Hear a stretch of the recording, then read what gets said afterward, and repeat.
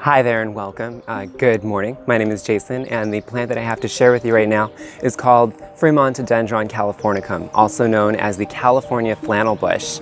And it is spring right now, April, and that's when this plant blooms, and so it is in full bloom behind me. It's absolutely gorgeous. We have these yellow flowers that are fading to more of like an orangey color, which is just awesome. And so as far as this plant, it is native to California, the California Flannel Bush, also the western US and parts of Canada. As far as choosing a location for this plant, I would pick a full sun spot for this, at least a sun to full sun spot. Also a spot that has soil that is either loam or sand.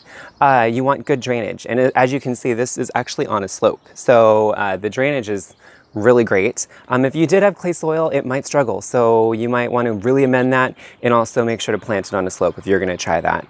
But you know, loam and sand are the preferred types of soil. As far as fertilizer goes, you don't want to fertilize this. Actually, it could be more bad for the plant than it could be good. So I would avoid fertilizing. The most I would do really is apply a side mulch in the fall. And that's good enough. It'll supply some nitrogen to the plant, protect the roots a little bit from too much cold, and you know, even though this is a very cold tolerant plant, those are two things to consider with the fertilization. As far as the soil pH, the soil pH is very adaptable. You can do acidic, neutral, or alkaline soil. As far as the watering goes, this is a very drought-tolerant plant. Really drought-tolerant here in California. You want to pay in particular close attention to watering it in the summer. Because once this plant's established, you don't want to water it in the summer. So I recommend the best time to get this plant would be in the fall. But you know, the next best time is the spring, which is now.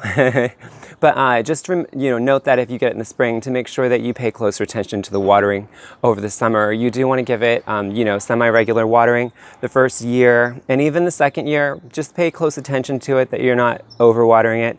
But you know, after the first 2 years, your plant should be pretty established. You know, once again, pay close attention to your plant when you start to harden it off when it comes to watering, especially when it comes to the summer watering, because eventually you want to stop watering this in the summer because it knows how to do its thing.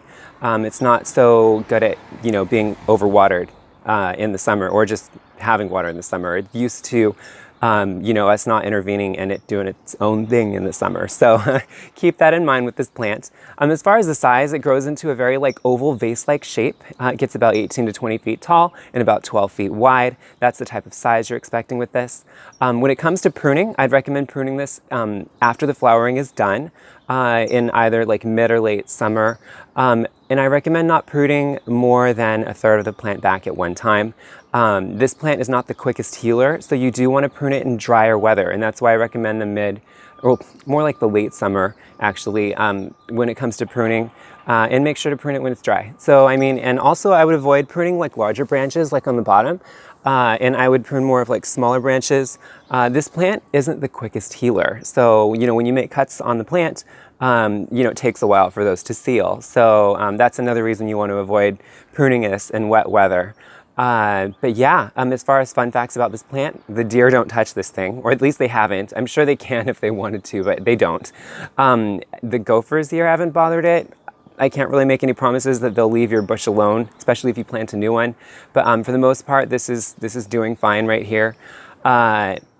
And there are gophers in this area. But yeah, I know that the deer pretty much leave it alone. So that's a good fun fact. As far as what it attracts hummingbirds, bees, butterflies, all the fun wildlife that you want.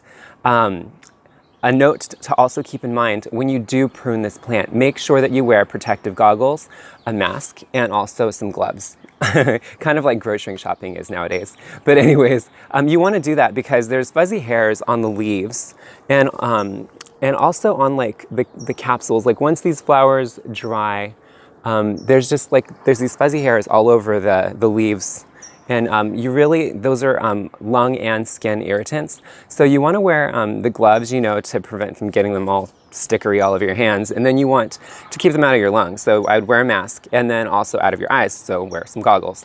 But yeah, just do that, and you should, prune through this thing just fine.